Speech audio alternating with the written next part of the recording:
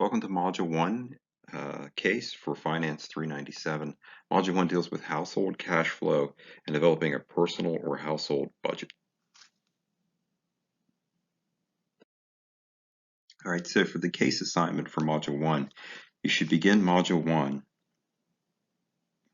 by first viewing and printing the cash flow budget template, which can be accessed through the link in your background resources section. It's going to be helpful for you to print the cash flow statement template page so that you can refer to that when you read the articles in step 2. So really a statement of cash flows, for an individual, it's your take-home pay minus your expenditures on food and housing and your utility bills, your cell phone bill. Subtract all of that out. You come up with your disposable income. And that's your personal cash flow. And you'll see the statement goes through all these different categories of income and expenses. So it's about cash, about how much cash is coming in, how much cash is going out. So after viewing and printing the Cash Flow 1 budget template, follow the links in the Module 1 resources section, read, study, and take notes on the importance of cash flow management, and read, study, and take notes on how to create personal cash flow.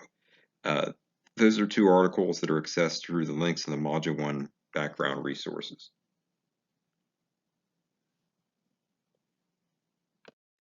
After completing the steps 1 and 2 in a 3 to 4 page paper, so you're not going to prepare a cash flow statement here. You're just going to discuss the purpose of a cash flow statement, the purpose of a household budget.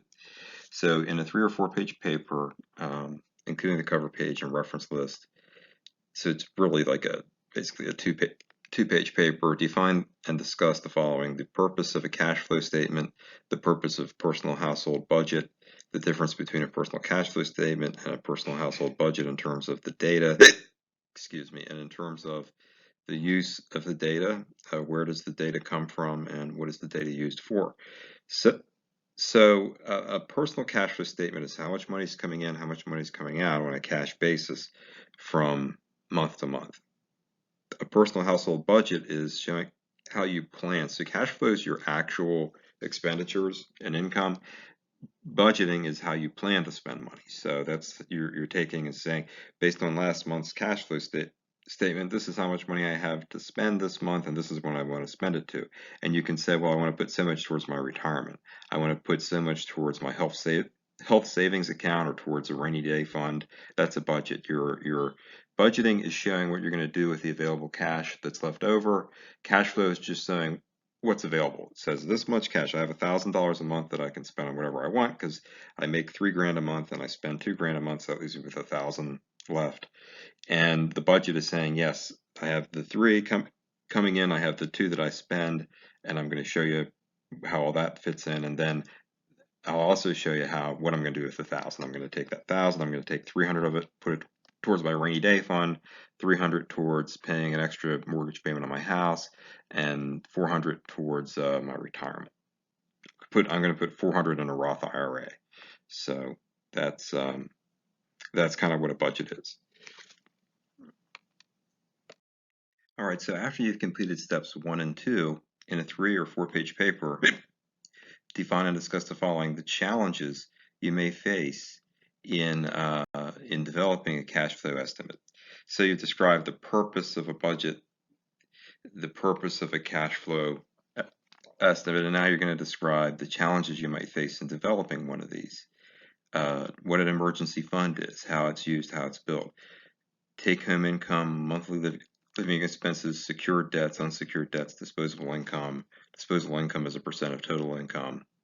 So take-home income is essentially your net paycheck, the amount of cash that gets deposited in your bank account every time you get paid from your job. Secured debts are debts that are tied to assets that you have. For example, if you don't make the required payments on your couch, the furniture store can send somebody to repossess your couch. That is a secured debt, the loan you took out to buy the couch. But unsecured debts would be like credit card debts. So if you don't pay your credit card debts, they can't take your couch because they're not secured. You're just personally guaranteed. The punishment for not paying your credit card is that they won't loan you more money. They'll cut off your credit. So, but there's nothing they can come take back. Now, if you mortgage your house. With a mortgage, that is a secured debt. So if you don't make your home payments, you get foreclosed on.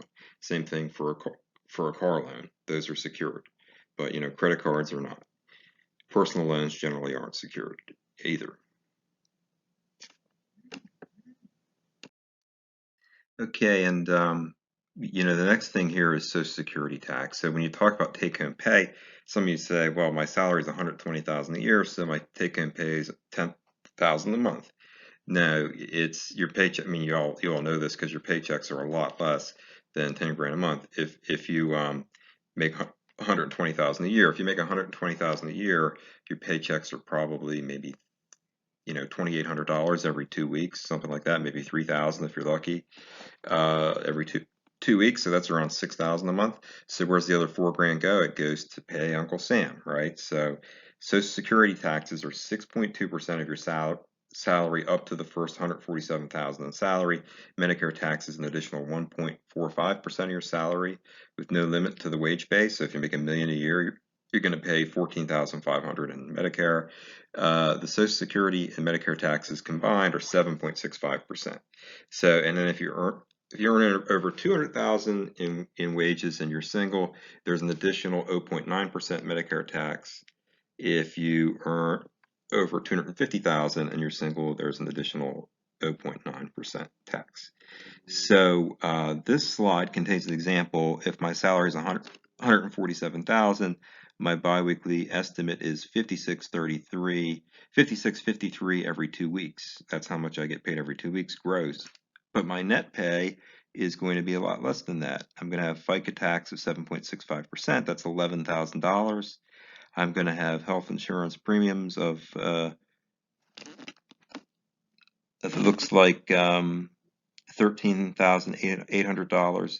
I'm going to have federal income tax of $17,000. I'm going to have state income tax of $4,400. So after all that's said and done, I wind up with $99,953 take-home pay, or $38.44 biweekly. That's pretty nice, but most of us put money into our 401ks as well. So in reality, your paycheck's going to be around $3,000 every 2 weeks once you take out a few $100 for the 401k. And if you buy life insurance or pay union dues, that'll be another couple $100. So so that's just how this works. Now, you don't need to know all this, but when you do your cash flow statement, I want you to understand why your take-home pay is so much less than what your overall salary is, and this is why. You got to take taxes into account. And a lot of people do their budget, they don't get out a tax table or their tax software and figure out what their tax is going to be at the end of the year. Like if your wife gets a new job and the employer doesn't take enough out of her pay, then that's going to be a problem at the end of the year. You're going to end up owing the IRS like $20,000 because they didn't take enough out. So you have to make sure that they're taking the right amount of withholding out anytime somebody in your family gets a new job. So, all right, that concludes my discussion of the Module 1 case.